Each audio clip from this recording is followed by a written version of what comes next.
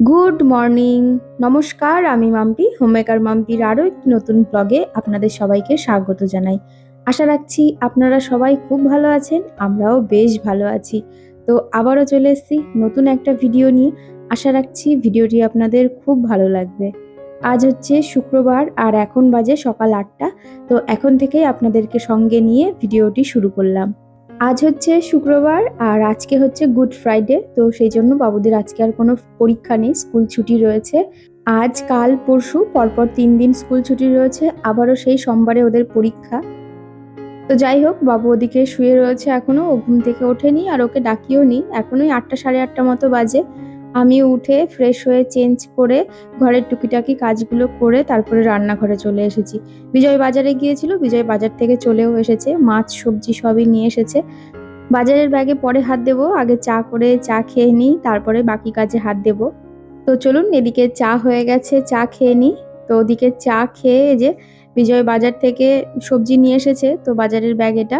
তবে বাজারের ব্যাগ থেকে সবজিগুলো এখনো ঢালেনি, তো আমি ঢেলে নিয়ে সব এক এক করে আলাদা আলাদা করে গুছিয়ে নেব, তারপরে প্যাকেটে করে সব ফ্রিজের মধ্যে ঢুকিয়ে দেবো।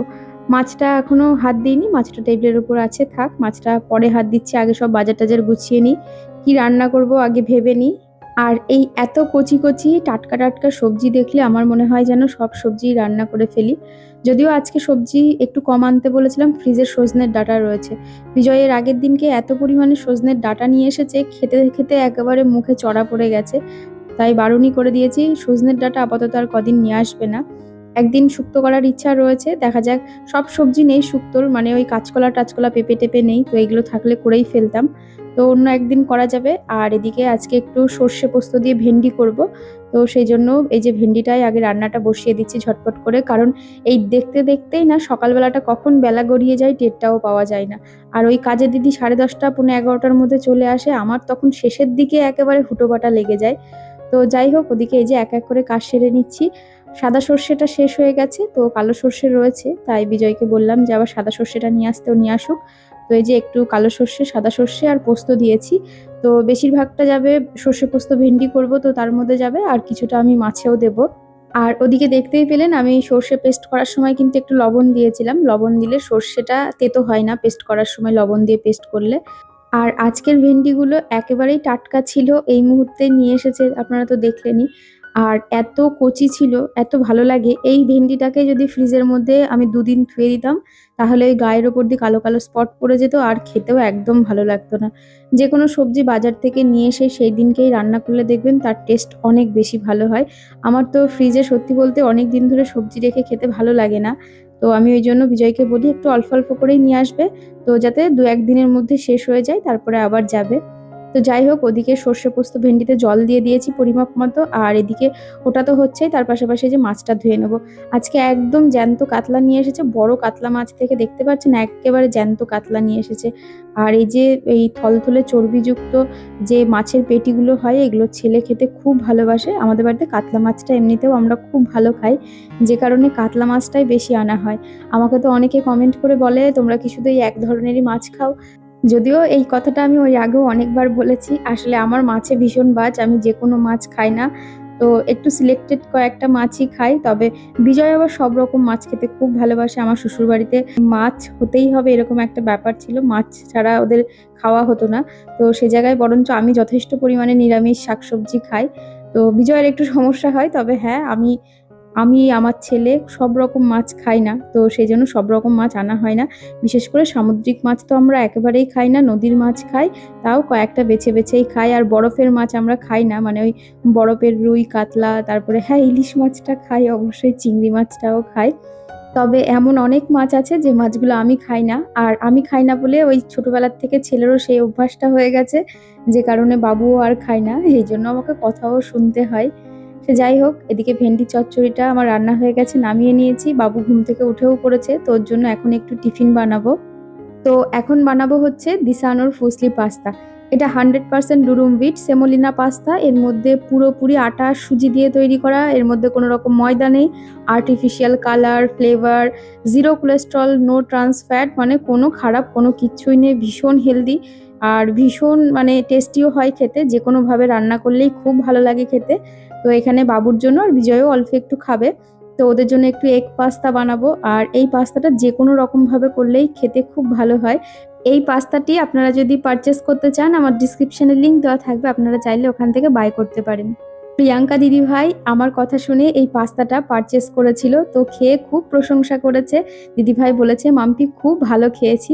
সত্যিই গো, এই পাস্তাটা খেতে খুব ভালো হয়। তো যাই হোক, এদিকে একদম মানে ডিম দিয়ে নর্মালভাবে একটু পেঁয়াজ লঙ্কা দিয়ে পাস্তাটা করে দিয়েছি, খেতে খুব ভালো হয়েছিল। তো আমার পাস্তা রেডি হয়ে গেছে, চলুন বাবুকে দিয়ে আসি, ও খেয়ে তারপরে পড়তে বসবে।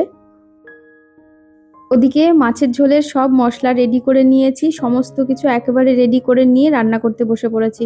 আজকে একটু মাছের ঝাল করব, কাতলা মাছের ঝাল, যেটা খেতে খুব ভালো লাগে। আর ঝটপট করে রান্নাটা করে নেব। এখন কিন্তু প্রায় 10টা বাজি এরকম একটা ব্যাপার। তো চলুন ঝটপট করে মাছগুলো ভেজে মাছের ঝালটা করে নিই। মাছের ঝাল করতে একদম সময় বেশি লাগে না, কারণ যেহেতু এর মধ্যে ওই আলু টালু কোনো কিছুই দেবো না। আর ওই মাছটা ভাজতেই যতটা টাইম, তারপরে মশলা কষিয়ে জল দিয়ে ঝোলটা ফুটে উঠলে মাছ দিয়ে 7-8 মিনিট মতো হাই ফ্লেমে ভালো করে ফুটিয়ে গরম মশলা দিয়ে নামিয়ে নিলেই মাছের ঝোল একদম রেডি হয়ে যায়। একদম বেশি সময় লাগে না। তো যাই হোক, ওদিকে ঝটপট করে মাছগুলো ভেজে নিয়েছি, আর এদিকে এই যে পেঁয়াজ ভেজে মশলাটাও এবার কষিয়ে নেব। তো চলুন রান্না করতে করতে কিছু কমেন্ট করে নেওয়া যাক। আমার এর আগের একটি ভিডিওতে মহান পুরাণ কথা অ্যাকাউন্ট থেকে একটি বোন কমেন্ট করে লিখেছে, প্রথমেই বলি আমি তোমার ছোট বোনের মতো, তবে মাছের মাথা দিয়ে কলাইয়ের ডালটা আমি শ্বশুরবাড়িতে প্রথম খেয়েছি। যদি কখনো রান্না করো তাহলে একটু আদা বাটা দেবে ফোড়নে, মাংসটা খুব ভালো হয়েছে। Thank you dear. আর তুমি বলেছো মাছের মাথা দিয়ে কলাইয়ের ডাল রান্না করার কথা, যদিও আমি এর আগে কোনোদিন খাইনি, তবে তুমি বললে আমি অবশ্যই কোনো একদিন ট্রাই করব। আমাদের বাড়িতে মাছের মাথা দিয়ে মুগের ডালটাই বেশি করা হয়, আর সেটা খেতে আমাদের বাড়ির সবাই খুব ভালোবাসে, বিশেষ করে আমার ছেলে। আমার ছেলে মাছের মাথা দিয়ে মুগের ডাল করলে খুব ভালো খায়। বিজয় যখন গোটা মাছ নিয়ে আসে, মাছের মাথা জ্যান্ত মাছ নিয়ে আসলে সেই মাছের মাথা দিয়ে আমি মুগের ডাল করি। এর আগেও অনেক কবার আমার ভিডিওতেও দেখিয়েছি। তো সেইভাবে করলে আমার ছেলে খেতে, বিজয় খেতে খুব ভালোবাসে। তবে কলাইয়ের ডাল দিয়ে কোনোদিন খাইনি, অবশ্যই ট্রাই করার ইচ্ছা রইল। আর আমার এর আগের ভিডিওতে পূজা মণ্ডল বোন কমেন্ট করেছে, আগে তো সানডে মানেই মাংস হবেই, স্কুল ছুটি থাকতো, আলাদাই মজা হতো, খুব সুন্দর হয়েছে রান্নাটা। Thank you deer. সে কি আর বলতে, আমাদের ছোটবেলাটা এত সুন্দর জমজমাট রবিবার থাকতো। এখনকার ছেলেমেয়েরা তো সত্যি বলতে সেই জিনিসটা এত পেলই না। আমি তো তাই বলি, আমার ছেলেকে প্রায়শই বলে থাকি, আমাদের ছোটবেলার একটা ব্যাপারই আলাদা ছিল, সত্যি কথা বলতে। এখনকার ছেলেপেলেরা অনেক বেশি ঘরবন্দি, অনেক বেশি পড়াশোনার চাপ, অনেক রকম চাপ রয়েছে। আমাদের অত কিছু ছিল না বাপু। আমরা খুব বিন্দাস খেলাধুলো করেছি, পড়াশোনাও করেছি, সব কিছু করে জীবন কাটিয়েছি। এখনকার বাচ্চা কাচ্চারা কোনো কিছু নাই চাইতেই সমস্ত কিছু পেয়ে যায়, যে কারণে হয়তো তাদের মধ্যে এক্সাইটমেন্টটা খুব কম কাজ করে ছোটবেলায়, যেটা আর কি আমাদের মধ্যে কাজ করতো। বাবা যদি হঠাৎ করে কোথাও ঘুরতে নিয়ে যাব বললে পরে একেবারে আমরা ভাই বোন নেচে উঠতাম। আমাদের রবিবারটা কেমন ছিল, আমার বাবা পেশাগতভাবে একজন ব্যবসাদার, তবে রবিবারটা আমার বাবা ছুটি নেবেই নেবে, কারণ আমার বাবা খেতে প্রচণ্ড ভালোবাসে, খুব ভোজন রসিক মানুষ। শুধু খেতেই না, বাবা খাওয়াতেও সবাইকে খুব ভালোবাসতো। রবিবারের দিন সকালবেলায় বাবার সাইকেলে চেপে বাজারে যাওয়া, ব্যাগ ভর্তি করে বাজার নিয়ে আসা, তার সঙ্গে মিষ্টির দোকান থেকে কিনে নিয়ে আসা কচুরি মিষ্টি, সেগুলো নিয়ে এসে বাড়িতে বসে খাওয়া, সেই শাল পাতায় মোড়ানো আর মাটির হাঁড়ি আর মাটির মুচিতে করে কচুরি আর তরকারি, তার যেন সেন্ট আর টেস্টই আলাদা। তখন না প্লাস্টিকের অত চল ছিল, না অত কেউ ব্যবহার করত। পরিবেশ তো পরিচ্ছন্ন থাকতোই, তার পাশাপাশি মানুষও দিনগুলো কত ভালোভাবে কাটিয়েছে। সেই দিনগুলোর কথা মনে পড়লে এখনো এত ভালো লাগে।